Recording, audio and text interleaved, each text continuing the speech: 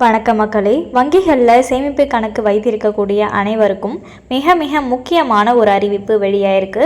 அது என்ன அறிவிப்பு அப்படிங்கிற முழு விவரங்களையும் தெரிஞ்சுக்க வீடியோ கொஞ்சம் கூட ஸ்கிப் பண்ணாமல் கடைசி வரைக்கும் முழுமையாக பாருங்கள். இதுதான் முதன்முறையாக நம்ம வீடியோ பார்க்குறீங்கன்னா மறக்காம நம்ம சேனலை சப்ஸ்கிரைப் பண்ணிவிட்டு அந்த லைக் பட்டனை தட்டி விட்டுருங்க. வாங்க வீடியோக்குள்ளே போகலாம். சேமிப்பு கணக்குகளில் ரொக்க பரிவர்த்தனைகளுக்கான வரம்புகள் மற்றும் விதிமுறைகள் குறித்து பொதுமக்கள் தெரிந்து கொள்வது அவசியம். மேலும் இந்த வரம்புகளை மீறினால் ஏற்படும் விளைவுகள் என்னென்ன என்பதை பார்க்கலாம். சேமிப்பு கணக்கில் பணத்தை வைத்திருப்பதற்கான வரம்புகள் அல்லது ஒரு நாளில் அனுமதிக்கப்பட்ட பண பரிவர்த்தனைகள் எவ்வளவு என்று நீங்கள் எப்போதாவது யோசித்திருக்கிறீர்களா? வரி விதிகளின்படி ஏப்ரல் 1 முதல் மார்ச் 31 வரையிலான ஒரு நிதியாண்டில் சேமிப்பு கணக்கில் மொத்த ரொக்க வைப்பு அல்லது திரும்பப் பெறுதல் ரூபாய் 10 லட்சத்திற்கு மிகாமல் இருக்க வேண்டும்.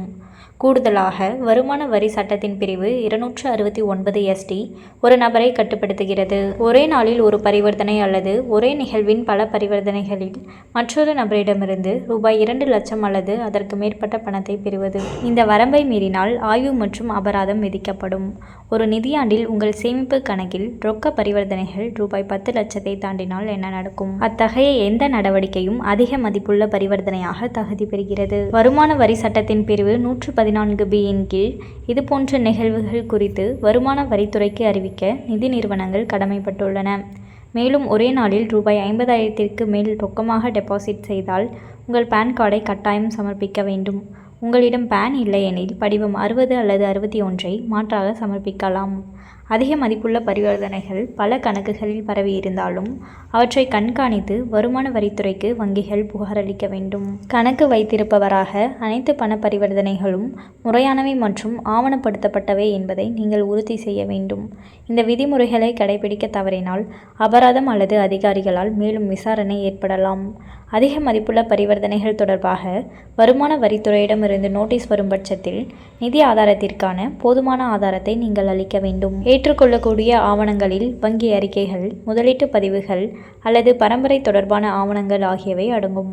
எப்படி தொடர்வது என்பது பற்றி உங்களுக்கு நிச்சயமற்றதாக இருந்தால் ஒரு தொழில்முறை வரி ஆலோசகருடன் கலந்தாலோசிப்பது செயல்முறையின் மூலம் உங்களுக்கு வழிகாட்டும் மற்றும் சட்ட தேவைகளுக்கு இணங்குவதை உறுதி செய்யும்.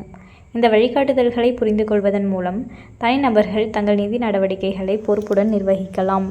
மேலும் நீங்கள் வருமான வரி அதிகாரிகளுடன் தேவையற்ற சட்ட சிக்கல்களை தவிர்க்கலாம். யாரெல்லாம் சேமிப்பு கணக்கு வைத்திருக்கீங்களோ அவர்களுக்கான விதிமுறைகள் தான் இது.